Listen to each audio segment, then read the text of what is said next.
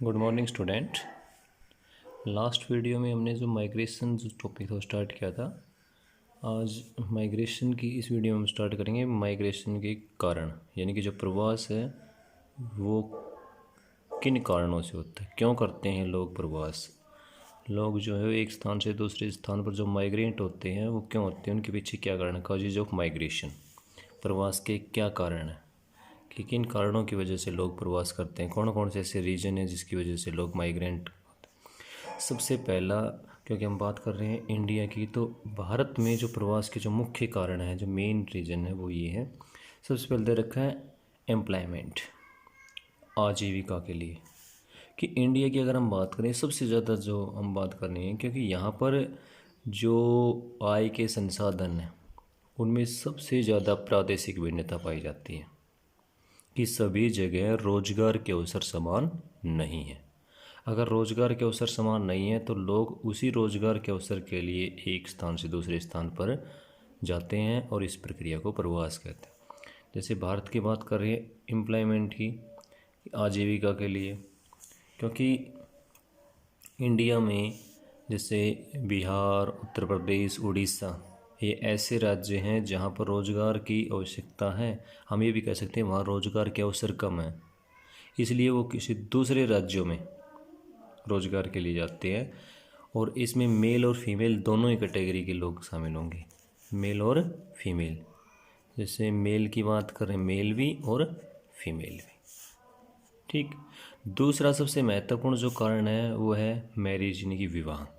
भारत में प्रवास का सबसे इम्पोर्टेंट कारण ये भी माना जाता है, और इसमें सबसे महत्वपूर्ण माना जाता है फीमेल, यानी कि महिलाएं। क्योंकि भारत की संस्कृति के आधार पर, यहाँ के कल्चर के अकॉर्डिंग, जो फीमेल हैं यानी कि जो गर्ल चाइल्ड हैं, फिर उनकी शादी के बाद एक रीति रिवाज है, एक संस्कृति है कि उन्हें अपना जो घर है वो छोड़ना पड़ता है। इसके लिए केवल एक राज्य है जो इसके बिल्कुल अपोजिट है, मेघालय। मेघालय में ये संस्कृति, इस टाइप का कल्चर नहीं है। दूसरा दे रखा है एजुकेशन। लोग शिक्षा के कारण भी प्रवास करते हैं। सभी जगह शिक्षा, हम कह सकते हैं एजुकेशन का जो लेवल है वो समान नहीं है। जिस टाइप की एजुकेशन लोग चाहते हैं, हो सकता है वो उनकी जोन में अवेलेबल नहीं हो, इसलिए वो लोग अपने क्षेत्र को छोड़ करके दूसरे स्थान पर माइग्रेट हो जाते हैं। तो एजुकेशन भी, शिक्षा भी एक महत्वपूर्ण कारण माना जाता है प्रवास के लिए। एक दे रखा है लेक ऑफ सिक्योरिटी, सुरक्षा की कमी। क्योंकि लोग जिस जगह पर रहते हैं वो अपने आप में सेफ महसूस नहीं करते, मान लो, तो भी उस क्षेत्र को छोड़ करके दूसरी जगह पे चले जाते हैं। सुरक्षा की कमी के कारण भी, सेफ्टी पर्पज़ के हिसाब से, सिक्योरिटी की वजह से भी लोग माइग्रेंट हो जाते हैं। जैसे बॉर्डर एरिया, इंडिया के जितने भी बॉर्डर एरिया हैं, या फिर हम छत्तीसगढ़ स्टेट की बात करते हैं, वहाँ पर भी नक्सल प्रभावी क्षेत्र होने की वजह से लोग वहाँ से माइग्रेंट हो रहे हैं। तो ये सुरक्षा वाले पॉइंट हैं जिसकी वजह से। और भी इसमें पॉइंट हो सकते हैं, ज़रूरी नहीं कि यही 4 पॉइंट, और भी हो सकते हैं। आप हेल्थ फैसिलिटी भी एक पॉइंट लिख सकते हो इसके साथ साथ, कि जो हेल्थ फैसिलिटी है, स्वास्थ्य की सुविधाओं की बात करें, वो कम हो तो भी लोग वहाँ से माइग्रेंट हो जाते हैं। हो सकता है वहाँ पर लो लेवल की हेल्थ फैसिलिटी अवेलेबल रहती हैं, बार बार लोगों को दिक्कत आती है स्वास्थ्य से संबंधित, तो इसलिए भी लोग वहाँ से माइग्रेंट कर जाते हैं।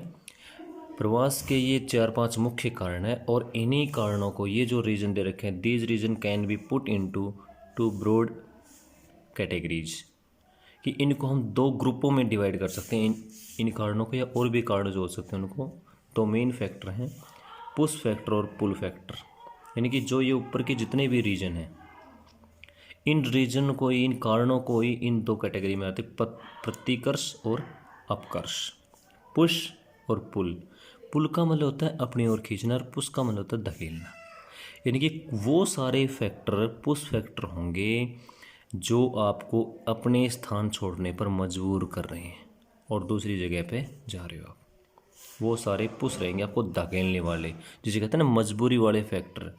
जो एक बेसिक रिक्वायरमेंट है वो पूरी नहीं होती तो उसके लिए आपको अपना स्थान छोड़ना ही छोड़ना पड़ेगा, वो कहलाएंगे सारे पुश फैक्टर। जैसे ये आजीविका, एम्प्लॉयमेंट, पुश फैक्टर। क्यों पुश फैक्टर है? क्योंकि सबसे महत्वपूर्ण चीज़ क्या होती है, रोजगार भाई आपके लिए कमाने खाने के साधन ही नहीं है, मजबूर होकर के आप उस क्षेत्र को छोड़ रहे हैं, पुश फैक्टर। और भी ऐसे कारण भाई सुरक्षित, पुश है सुरक्षित ही नहीं हो आप जगह, आप जिस जगह पर रहते हो वहाँ पर आप को सेफ महसूस नहीं कर रहे हो, आपकी सिक्योरिटी फिक्स नहीं है, सुरक्षित ही, तो भी आप मजबूर होकर के उस एरिया को छोड़ देते हो। कुछ जनरल बेसिक रिक्वायरमेंट होती हैं, जैसे अवेलेबिलिटी ऑफ वाटर, जल की उपलब्धता, उसके कारण भी मजबूर होकर के आप छोड़ते हो। पुल फैक्टर वो फैक्टर होते हैं अपकर्ष, यानी कि अपनी ओर आकर्षित करने वाले कारक। यहाँ पर भी वो चीज़ है और यहाँ पर भी वो चीज़ है, अपने यहाँ की सुविधाओं से वो सुविधाएं थोड़ी अधिक हैं, इसलिए आपको अट्रैक्ट कर लेती है अपनी ओर, वो कहलाएंगे पुल फैक्टर। जैसे एजुकेशन, आपके क्षेत्र में भी शिक्षा है, लेकिन आप जिस जगह यानी कि जिस क्षेत्र के की बात कर रहे हो, उस क्षेत्र में जो एजुकेशन है वो आपको अपनी ओर अट्रैक्ट कर रही है, अपनी ओर खींच रही है, आकर्षित कर रही है कि वहाँ पर शिक्षा का स्तर है, फैलाव है, सिस्टम है, वो यहाँ से अधिक अच्छा है, इसलिए आप वहाँ पे मूव कर जाते हो। ये है पुल फैक्टर की सुविधाएं आपके यहाँ पर भी हैं, लेकिन उन सुविधाओं से अधिक सुविधा आपको दूसरी जगह पर बुला रही है। तो पुश और पुल आकर्षित करने वाले कारक, यानी कि सुविधाएं होते हैं वे भी कुछ अच्छी और अच्छी सुविधाएं मिलती हैं, और पुश फैक्टर का मतलब प्रतिकर्ष कि आपके क्षेत्र में वो चीज़ें हैं ही नहीं या बहुत कम है, जो आपको एक बेसिक रिक्वायरमेंट है वो भी पूरी नहीं करे, मजबूर होकर के बस प्रतिकर्ष, अपकर्ष, अपने ओर खींचने वाला, दूर भगाने वाला। अब इसमें लास्ट टॉपिक है जो इस चैप्टर का कॉन्सिक्वेंसेस ऑफ माइग्रेशन, प्रवास के परिणाम क्या हैं। परिणाम का मतलब उसका रिजल्ट क्या है। जो माइग्रेट जो लोग करते हैं, भारत के लोग एक स्थान से दूसरे स्थान पर जो माइग्रेट हो रहे हैं, उसके क्या क्या परिणाम है, उसके इसमें ने 4 इम्पोर्टेंट उसके परिणाम कॉन्सिक्वेंसेस दे रखे हैं। Economic, demographic, social and environmental. सबसे पहले हम बात करेंगे इकोनॉमिक, यानी कि आर्थिक परिणाम क्या है, कॉन्सिक्वेंसेस इकोनॉमिक क्या है। सबसे इम्पोर्टेंट आपने देखा होगा, जब भी लोग माइग्रेंट होते हैं, प्रवास करते हैं, तो प्रवास का सबसे जो अच्छा है पॉजिटिव जो इम्पैक्ट जिसे हम कहते हैं वो है आर्थिक परिणाम। लोग इकोनॉमिक बेस या आर्थिक दृष्टि से इसका जो प्रभाव है वो सबसे अधिक पड़ता है। जिन क्षेत्रों की हम बात करें, जैसे इंटरनेशनल माइग्रेशन की बात करें, अंतर्राष्ट्रीय प्रवास, जितने भी लोग भारत के हैं जो बाहर कमाने जाते हैं वो लेके आते हैं रेमिटेंसीज, ठीक है। जो रेमिटेंसीज हैं यानी कि जो हुंडियाँ हैं, जो भी बाहर के जो पैसे हैं, करेंसी वो लेके आते हैं, उनको रेमिटेंसीज या हुंडियों के रूप में प्रेजेंट करते हैं कि अर्थव्यवस्था को सुधारने के लिए जो हुंडियाँ प्राप्त की हैं। जैसे इसने एक एग्जाम्पल दे रखा है 2002 में भारत की, अगर हम बात करें 2002 में एक एग्जाम्पल दे रखा है कि भारत में अंतर्राष्ट्रीय जो इंटरनेशनल जो माइग्रेंट हुआ था, उनकी वजह से जो लोग माइग्रेशन करके जो पैसा कमा के लेके आए थे, वो $, में था 11 बिलियन, लगभग 110 अरब अमेरिकी डॉलर प्राप्त किए थे भारत ने 2002 में रेमिटेंसीज के रूप में, ठीक है। और ये जो मुख्य जो कमाने वाले जो स्टेट हैं इंडिया के, आप सभी को पता है सबसे ज़्यादा कौन कौन से स्टेट है, पंजाब, केरला और तमिलनाडु, जो बाहर से पैसा है। ये जो आर्थिक सुविधा, अब ये कहोगे इकोनॉमिक परिणाम ये पॉजिटिव है कि इतने पैसे कमाए गए हैं, अगर वो लोग माइग्रेंट नहीं होते, यहीं पर काम करते, तो ये जो पैसा है ये पैसा नहीं आता, बाहर से पैसा आया हुंडियों के रूप में। यहाँ जो भी आर्थिक व्यवस्था को स्ट्रॉन्ग की बात करें तो ये हुंडियाँ होती हैं, जितना भी पैसा कमा के लाया जाता है गवर्नमेंट में आता है, तो इनसे जो भी बैकवर्ड जोन हैं, क्षेत्र हैं, जैसे अपना उत्तर प्रदेश, बिहार, उड़ीसा, इन क्षेत्रों में एजुकेशन के ऊपर, शिक्षा से लिए जनरल फैसिलिटी है, भाई जल की सुविधाएं हैं, कुछ ये नरेगा वगैरह की जो सुविधाएं, इन सभी पर पैसा इन्वेस्ट किया जाता है, खर्च किया जाता है, ताकि देश में आर्थिक स्थिति मजबूत हो सके, ये इसका परिणाम है। तो आप कह सकते हो प्रवास का आर्थिक परिणाम एक सकारात्मक प्रभाव है, एक पॉजिटिव इम्पैक्ट है, जिससे अर्थव्यवस्था सुधरती है, स्ट्रॉन्ग बनती है। डेमोग्राफिक है जननांकीय। Demographic means age sex composition जो डिस्टर्ब होता है, ये परिणाम भी होता है इससे, आप सभी को पता है, क्योंकि भारत में जो लोग माइग्रेंट होते हैं, मान लो बिहार यूपी से लोग माइग्रेंट हो जाते हैं, ज़्यादातर वर्कर भाई जो लेबर है, एग्रीकल्चर लेबर हो सकती है और किसी भाई डोमेस्टिक इंडस्ट्री में काम करने वाली लेबर हो सकती है। तो वो एक ऐसे है एज और सेक्स, एज सीधी सी बात है जो वर्किंग पॉपुलेशन कैटेगरी है, वर्किंग पॉपुलेशन वही तो माइग्रेंट होगी कमाने के लिए, और उनका एज फिक्स होगा। फिर सेक्स, क्योंकि इंडिया में आपको भी पता है कि एक लिंग जो है आधार पर, जैसे आयु लिंग जो संगठन है वो सबसे महत्वपूर्ण है। जैसे हम कह सकते हैं भारत में ज़्यादातर जो माइग्रेंट होते हैं, मेल जो पर्सन है वो ज़्यादा माइग्रेंट होते हैं। तो जननांक के परिणाम की अगर हम बात करें तो भारत में जिन क्षेत्रों की बात करें, नगरीय क्षेत्रों में हमेशा ही जो सेक्स रेशो है वो कम हो रहा है, क्योंकि मेल पर्सन ज़्यादातर नगरों में रहते हैं, और ग्रामीण क्षेत्रों में जो सेक्स रेशो है बहुत ज़्यादा हो गया। उसका कारण ये है कि वहाँ से जो मेल है वो चले जाते हैं ज़्यादातर शहरों में, वहाँ पर स्त्रियों की संख्या अधिक गांव में रह जाती है और शहरों में हो जाती है पुरुषों की संख्या अधिक। इसी तरह से इसके प्रतिकूल और अनुकूल दोनों प्रभाव पड़ सकते हैं, नेगेटिव और पॉजिटिव जिसे हम कहते हैं। किन्हीं क्षेत्रों में सकारात्मक प्रभाव, किसी में नकारात्मक। इसने एक एग्जाम्पल दे रखा है, जैसे उत्तराखंड, राजस्थान, मध्य प्रदेश और पूर्वी महाराष्ट्र, ये कुछ ऐसे क्षेत्र हैं जहाँ पर लोग माइग्रेंट करके चले जाते हैं या उन क्षेत्रों में आते हैं। ठीक है, तो ये जननांकीय परिणाम भी इसका पड़ता है कि प्रवास करते हैं तो किस तरह का रिजल्ट सामने आता है। एक आता है सोशल, सामाजिक परिणाम क्या है।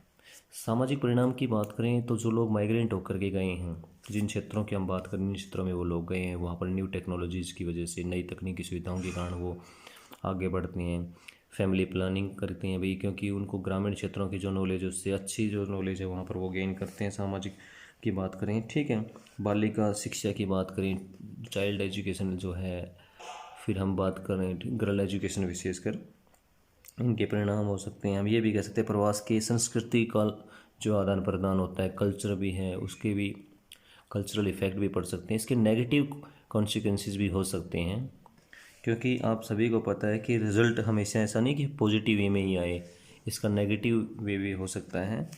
नकारात्मक की बात करें, संस्कृति का गुमनामी जैसी समस्याएं आ जाती हैं। सोशल एक्टिविटीज़ की बात करें, एंटी सोशल एक्टिविटीज़ मीन्स भाई समाज से विरोधी संबंधित, सामाजिक विरोध या समाज से विरोध से संबंधित जो एक्टिविटी होती है, एंटी सोशल, भाई जो हम कहते हैं ना भाई हमारी सोसाइटी में ये चीज़ें होनी ही नहीं चाहिए, तिरफू हो जाती है, तो ये सोशल इम्पैक्ट भी इसका होता है। कल्चर सबसे ज़्यादा इफेक्ट पड़ता है, लैंग्वेज में चेंजमेंट आ सकता है, मिक्स लैंग्वेज हो सकती है। कई कई ऐसे क्षेत्र भी जोन हो सकते हैं जहाँ पर लैंग्वेज को एक पर्टिकुलर किसी जोन में शामिल ही नहीं कर सकते हैं।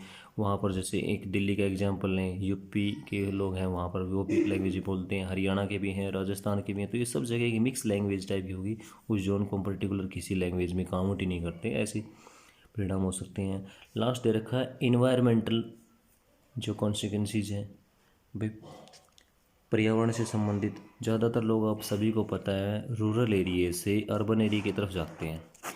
अब रूरल से अर्बन की तरफ जा रहे हैं तो सबसे महत्वपूर्ण चीज़ क्या होती है कि जो संख्या है वो बढ़ती जाती है अर्बन एरिया में। अर्बन एरिया में जो फैसिलिटीज़ हैं जो लोगों के लिए प्रोवाइड की जाती हैं नगर पालिका या नगर परिषद के द्वारा, वो सुविधाएं कम बढ़ जाती हैं और इसीलिए पोल्यूशन फैल जाता है, जैसे like air and water pollution. इसी से संबंधित हर तरह के पोल्यूशन, जैसे मैं कहूँ कि ग्रामीण क्षेत्रों से शहरों में जो भी सुविधाएं की गई हैं, जितना वह शहर भी बसाया जाए, मान लो एक शहर बसाया जा रहा है, उसके लिए जो फैसिलिटी क्या होंगी, एक अप्रोक्सली एक एस्टिमेट तैयार किया जाता है, भाई इतने लोग यहाँ रहेंगे, 20 लाख लोग रहेंगे, उनके लिए इस तरह की सुविधाएं होंगी।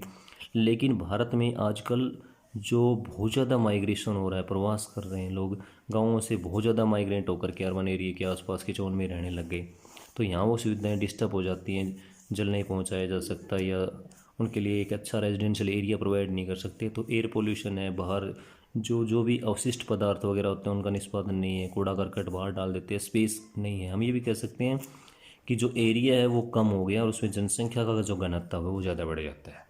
तो इस तरह से प्रवास के नेगेटिव इम्पैक्ट भी सामने आ रहे हैं। तो ये अपना सेकंड जो चैप्टर था, एक छोटा सा चैप्टर था, माइग्रेशन, भारत में प्रवास, उसके क्या क्या परिणाम हैं, प्रवास करते हैं तो आर्थिक परिणाम क्या निकलता है, जननांक के परिणाम क्या है, सामाजिक और पर्यावरणीय परिणाम क्या है।